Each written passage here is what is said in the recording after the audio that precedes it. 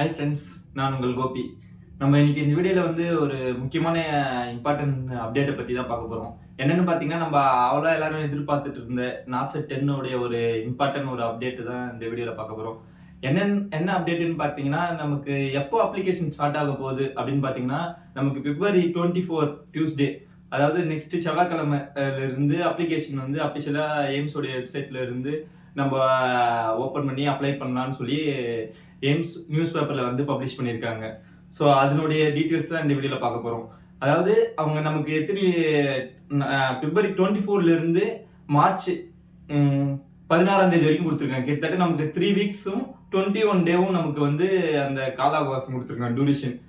எப்போ application start ஆகுதுன்றது நான் திரும்பவும் சொல்கிறேன் பாருங்க. 24 February 2026 நமக்கு மார்ச் 16 வரைக்கும் நமக்கு வந்து டைம் கொடுத்துருக்காங்க. ஸோ இந்த 3 வீக்ஸ் வந்து நமக்கு வந்து அப்ளிகேஷன் ஃபில் பண்ணுறதுக்கான டைம் டூரேஷனா அவங்க வந்து நியூஸ் பேப்பரில் சொல்லியிருக்காங்க.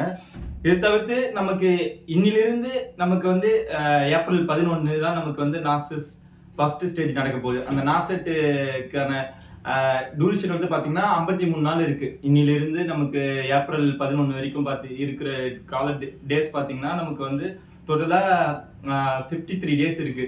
ஸோ நம்ம இன்னிலிருந்து படிக்க ஆரம்பிச்சா கூட நம்மளால மேக்ஸிமம் வந்து சிலபஸை கவர் பண்ண முடியும். நிறைய எம்சிக்யூஸை ப்ராக்டிஸ் பண்ணி பாருங்க. இதை தவிர்த்து வந்து கான்செப்டை கிளியராக புரிஞ்சுக்குங்க. ஒரு கண்டிஷன் படித்தா அதில் அவங்க என்ன சொல்ல வராங்க, அது எந்த எந்த சிஸ்டத்தோட ரிலேட் இருக்கு, அதுக்கப்புறம் அது மற்ற சிஸ்டத்தையும் அதை அஃபெக்ட் பண்ணுதா. ஸோ இது மாதிரி கிளியராக பாருங்க. அதை தவிர்த்து அந்த சிஸ்டம் முடிச்சதுமே அந்த சிஸ்டத்துக்கு பின்னாடி இருக்க எம்சிக்யூஸை ஒரு 10-15 கொஸ்டின்ஸ் ப்ராக்டிஸ் பண்ணி பாருங்க. ஸோ இது மாதிரி நீங்கள் சிஸ்டமைஸ் கரெக்டாக படித்து எம்சிக்யூஸை ப்ராக்டிஸ் பண்ணி வந்தீங்கன்னா உங்களால் கண்டிப்பாக ஒரு நல்ல ரேங்க் எடுக்க முடியும். இன்கேஸ் நீங்கள் இந்த எக்ஸாமில் உங்களால் நீங்கள் எதில் எக்ஸ்பெக்ட் பண்ண ரேங்க் எடுக்க முடியலனாலும் நீங்கள் படிக்கிறது ஒன்றும் வீணாக போகாது. ஏன்னா நமக்கு வந்து நெக்ஸ்ட் செப்டம்பர் மாதமே வந்து நாசெட் 11 வரப்போகுது. ஸோ அதனால நீங்கள் எதுவும் ஒரி பண்ண தேவை. நீங்கள் வந்து நம்பிக்கை தைரியமாக நீங்கள் படிக்கலாம்.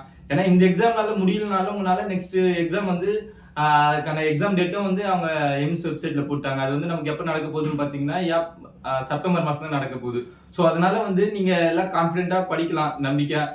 ஏன்னா நமக்கு பிரைவேட் ஹாஸ்பிட்டலில் வந்து பார்த்தீங்கன்னா நமக்கு வந்து ரொம்ப கம்மியான சம்பளம் தான் தராங்க. ஸோ அதனால தான் நம்ம இந்த மாதிரி ஒரு நல்ல ஜாப் செக்யூர்டாக கவர்மெண்ட் ஹாஸ்பிட்டலில் ஒர்க் பண்ணணும்னா நமக்கு வந்து ஒரு ஜாப் செக்யூர்டாகவும் இருக்கும், நமக்கு நல்ல சேலரியும் கிடைக்கும். ஸோ இதனால தான் நான் வந்து இது திரும்ப உங்களுக்கு வற்புறுத்தி சொல்லிட்டு இருக்கேன். நம்ம எல்லாரும் எதிர்பார்த்துருந்த இந்த எய்ம்ஸ் மதுரைக்கான வேகன்சியுமே கூட வந்து பார்த்தீங்கன்னா இந்த நாசெட் 10 தான் வரும். ஸோ இந்த நாசெட் 10 வந்து பார்த்தீங்கன்னா நமக்கு வந்து ஆல் ஓவர் எய்ம்ஸ் ப்ளஸ் மற்ற ஹாஸ்பிட்டல்ஸ்லாம் சேர்ந்து நமக்கு வந்து மினிமம் ஒரு 2000 வேகன்சியாவது நம்ம வந்து வரும், அதுக்கு மேலேயும் கூட வரும். ஸோ அதனால எல்லாரும் கான்ஃபிடென்ட்டாக படிங்க. ஸோ இதுதான் வந்து இன்னைக்கு இந்த வீடியோவில் நம்ம பார்த்த அப்டேட்டு. இதனுடைய நியூஸ் பேப்பர் லிங்க்கும் நான் வந்து நம்மளோட சேனலை டிஸ்கிரிப்ஷனில் போடுறேன். வேற ஏதாவது டவுட்ஸ் இருந்தால் நீங்கள் கமெண்ட்ல கேளுங்க. இந்த வீடியோ பிடிச்சிருந்தா லைக் பண்ணுங்க, ஷேர் பண்ணுங்க, சப்ஸ்கிரைப் பண்ணுங்க. தேங்க்யூ.